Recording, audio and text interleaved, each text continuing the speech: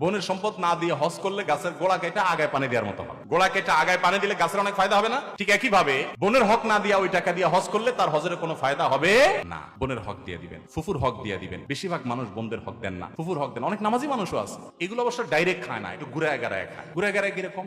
বোনদেরকে ডাইকা, বাপ মরার পর মা মরার পর ডাইকাই না, ভালো করে একটা রান্ধন দেয়। কারণ চিটার বাটপাররা তো চিটার বাটপারিতে কিছু পুঁজি লাগে, এটা একটা পুঁজি।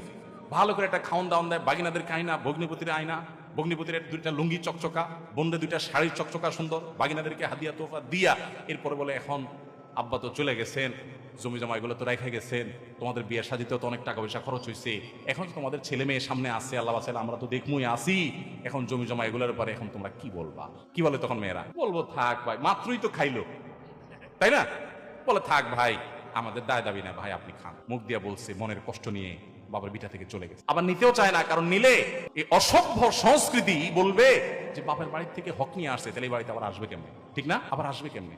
ভালো করে শুনে রাখেন, আপনার বোন আপনার বাবা মা মারা যাওয়ার পর তাদের সম্পদ থেকে যে হক পাবে, পাই পাই করে হিসেব করে এটার মূল্য বের করে তাদেরকে দিয়ে দিবেন। এরপরে তারা জমি নিয়ে বিক্রি করলে করবে, না করলে আপনি টাকা দিয়ে ন্যায্য মূল্য দিয়ে জমি রাখবেন, তাদেরকে খুশি মনে তাদের যা পাওনার সব দিবেন, এবং দেওয়ার পরে বলবেন, বোন খাড়াও, কথা এখনো শেষ হয় নাই, তুমি বাবার সম্পদে তোমার যা হক আছে এটা বুঝে পাইছো, তোমারটা তুমি নিছো। এর মানে এই না যে তোমার সাথে আমার সম্পর্ক শেষ হয়ে গেছে। ভাই বোনের সম্পর্ক কোনোদিন শেষ হওয়ার জিনিস না, মরণ পর্যন্ত থাকবে।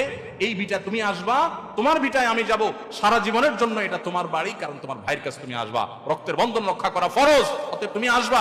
সম্পদ আর হক নিয়ে গেছে দেখে সম্পর্ক থাকবে না তা না। এরকম যদি করতে পারেন তো আপনি মুসলমান, আর যদি সেটা না করতে না পারেন তাহলে আপনি পয়সার গোলাম, সম্পদের গোলাম, জমির গোলাম, এগুলো কিচ্ছু সাথে নিতে পারবেন না, কিন্তু এগুলোর পাপের বোঝা আপনাকে নিয়ে জাহান্নামে যেতে হবে। অতএব সাবধান থাকবো তো ইনশাআল্লাহ। বোনের হক দিবেন তো সবাই ইনশাআল্লাহ। আরে ভাই, বরকত দেওয়ার মালিক আল্লাহ। মানুষের হক মেরে ছেলে মেয়ের জন্য দিবেন, ওই ছেলে মেয়ে খয়রাত করতে পারে। আর মানুষের হক ঠিক মতো দিয়ে দেন, আল্লাহর উপর তাওয়াক্কুল করেন, আল্লাহর ছেলে মেয়েকে, আপনার সন্তানদেরকে এত দেওয়া দিবেন যে আপনি কল্পনাও করতে পারবেন আপনার মৃত্যুর পর আরো ভালো থাকবে ইনশাআল্লাহ। সদার সাথে চলবো তো ইনশাআল্লাহ।